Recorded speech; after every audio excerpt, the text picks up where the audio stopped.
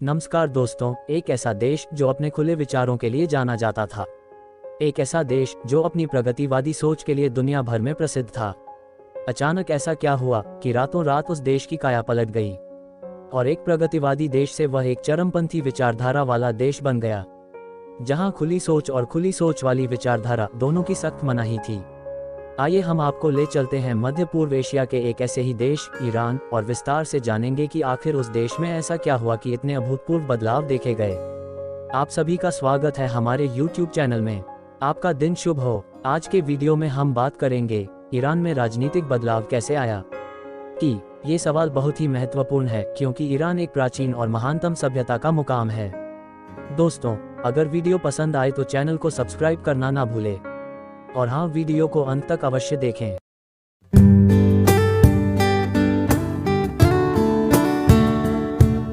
Iran पहले Persian सभ्यता का हिस्सा था जिसमें संस्कृति, कला, साहित्य, विज्ञान और प्रगति की उच्चतम स्तर प्राप्त होती थी।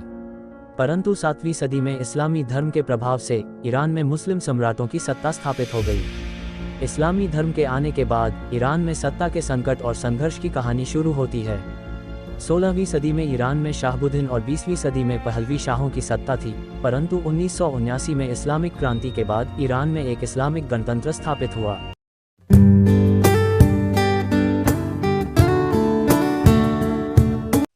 रातों रात बदल गया ईरान। 1980 के दशक से पहले ईरान में उतना ही खुलापन था जितना पश्चिमी देशों में था। महिलाओं को अपनी पसंद के कपड़े पहनने की आज़ादी थी, वो पुरुषों के साथ घूम सकती थीं। लेकिन इस्लामिक क्रांति ने ईरान को पूरी तरह बदल दिया। इसने खुले ईरान को बंद कर दिया।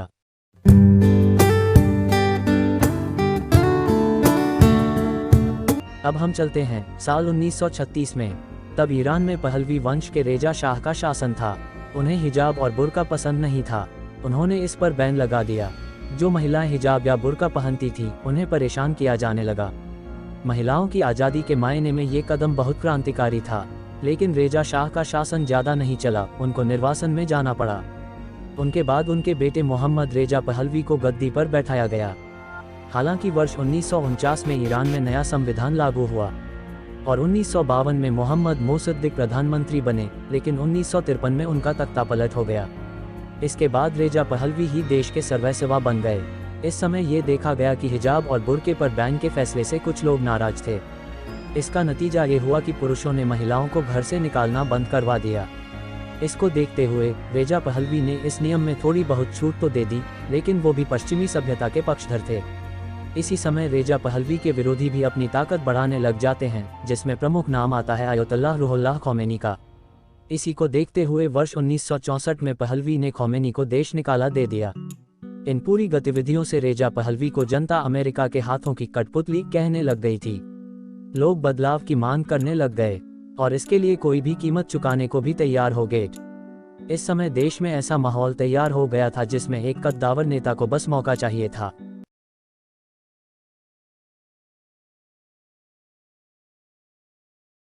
फिर शुरू हुई ईरान में क्रांति।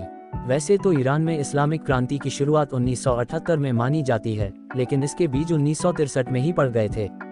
तब ईरान के शासक रेजा पहलवी ने श्वेत क्रांति का ऐलान किया। आर्थिक और सामाजिक सुधार के लिहाज से ये बड़ा ऐलान था, लेकिन ये ईरान को पश्चिमी देशों के मूल्यों की तरफ ले जा रहा था। जनता में इसका विरोध होने लगा। फिर आया साल 1973। अंतर्राष्ट्रीय बाजार में कच्चे तेल के दामों में गिरावट आने लगी। इसने ईरान की अर्थव्यवस्था को चरमरा दिया। लेकिन रेजा पहलवी श्वेत क्रांति को सफल बनाने के सपनों में लगे थे। ईरान के मौलवियों ने इसे इस्लाम पर चोट बताया। 1978 का सितंबर आते आते जनता का गुस्सा फूट पड़ा। रेजा पहलवी के खिलाफ विरोध प्रदर्शन होने लगे। इन प्रदर्शनों का नेतृत्व मौलवियों ने संभाल लिया। इन मौलवियों को फ्रांस में बैठे आयतुल्लाह रूहुल्लाह खोमेनी से निर्देश मिल रहे थे। 1964 में देश निकाला मिलने के बाद खोमेनी फ्रांस चले गए थे। इस बीच रेजा पहलवी के खिलाफ गुस्सा बढ़ता ही जा रहा था। लोगों को शांत करने के लिए देश में मार्शल लॉ लगा दिया गया। जनवरी 1979 आते आते ईरान में गृह युद्ध के हालात बन गए। एक और लोग खोमेनी की वापसी की मांग कर रहे थे तो दूसरी ओर सेना उन पर गोलियां चला रही थी।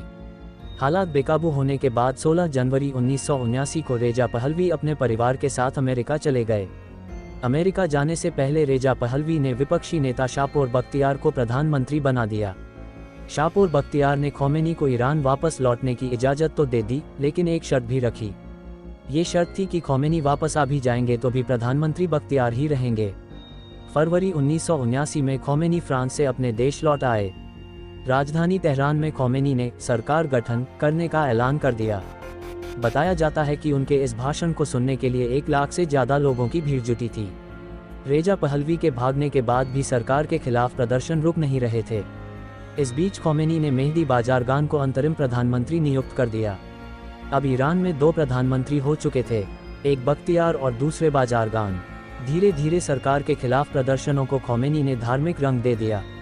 सरकार कमजोर होती जा रही थी और खोमेनी ताकतवर। सेना में भी फूट पड़ चुकी थी।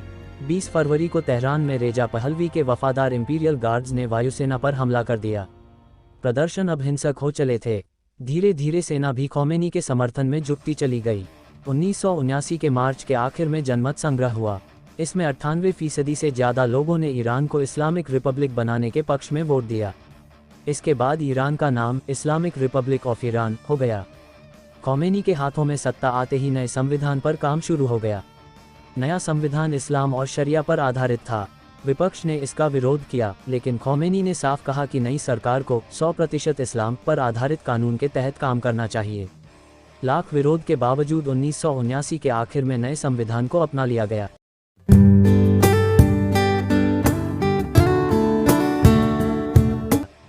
वो घेराबंदी जिसने अमेरिका को कमजोर कर दिया। इसी दौरान इस्लामिक क्रांति के बीच एक ऐसी घटना भी हुई जिसने अमेरिका जैसे ताकतवर देश को कमजोर बना दिया था। हुआ ये था कि लोग रेजा पहलवी की वापसी की मांग कर रहे थे। उनका कहना था कि रेजा पहलवी को ईरान वापस लाया जाए और सजा दी जाए। उस समय अमेरिकी राष्ट्रपति जिमी कार्टर ने रेजा पहलवी को न्यूयॉर्क आकर कैंसर का इलाज कराने की अनुमति दे दी थी। इससे गुस्सा और बढ़ गया। 4 नवंबर 1979 को तेहरान में स्थित अमेरिकी दूतावास के बाहर इस्लामी छात्र जमा हो गए। उन्होंने अमेरिकी दूतावास की घेराबंदी कर ली।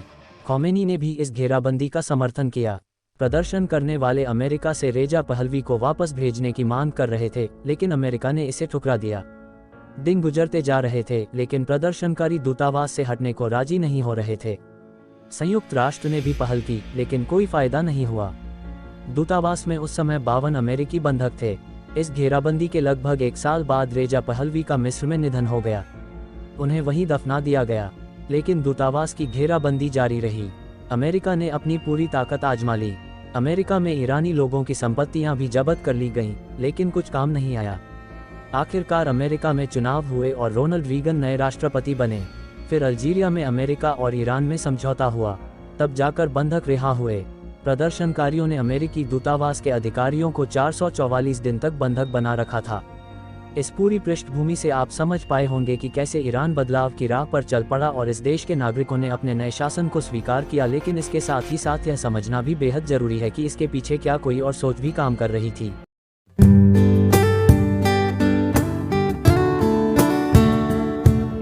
अब आप इस बात को इस तरह समझेंगे कि 1953 से 1979 तक ईरान को संयुक्त राज्य अमेरिका के शीर्ष सहयोगियों में से एक माना जाता था। मध्य पूर्व में 1953 में आइजनहावर प्रशासन ने अंग्रेजों के साथ मिलकर ईरान में डेमोक्रेटिक रूप से चुनी गई सरकार को उखाड़ फेंका। अंग्रेजों ने संयुक्त राज्य अमेरिका को आश्वस्त किया था कि ईरान का झुकाव कम्युनिस्ट समर्थक है। सच्चाई ये थी कि अंग्रेज इस बात से नाराज थे कि ईरानियों ने ईरान में ब्रिटिश तेल रियायतों का राष्ट्रीयकरण कर दिया था। तख्तापलट के बाद CIA ने पहलवी परिवार को सिंहासन पर वापस लौटा दिया। अमेरिका ने उन्हें आगे बढ़ाने के लिए कड़ी मेहनत की, जबकि शाह ने चीज़ों को बेहतर बनाने में मदद करने के लिए बहुत कुछ किया, लेकिन जनता को इसकी कीमत चुकानी पड़ी। उन्होंने पूर्ण निष्ठा और असहमति न होने पर जोर दिया। यदि आपने नियमों का पालन किया तो जीवन ठीक था। वह कुछ हद तक धार्मिक नेताओं को प्रभाव डालने की इजाज़त देने के भी खिलाफ थे। इस प्रकार ईरान इस्लामिक देश के रूप में बना है, जहां सत्ता, संविधान और समाज सभ्यता के मूल्यों पर आधारित है। मुझे उम्मीद है कि आपको ये समझने में मदद मिली होगी। कृपया हमें अपने कमेंट्स के द्वारा विचार जरूर बताएं और हमारे चैनल को सब्सक्राइब करें। धन्यवाद और मिलते हैं अगली वीडियो में। मुझे पूरा विश्वास है कि आपको यह वीडियो पसंद आई होगी। हमारा प्रयास इस चैनल में आपके लिए कुछ सबसे अलग लाना है। आप सभी का बहुत बहुत धन्यवाद और हाँ, हमारे चैनल को सब्सक्राइब करना न भूलें।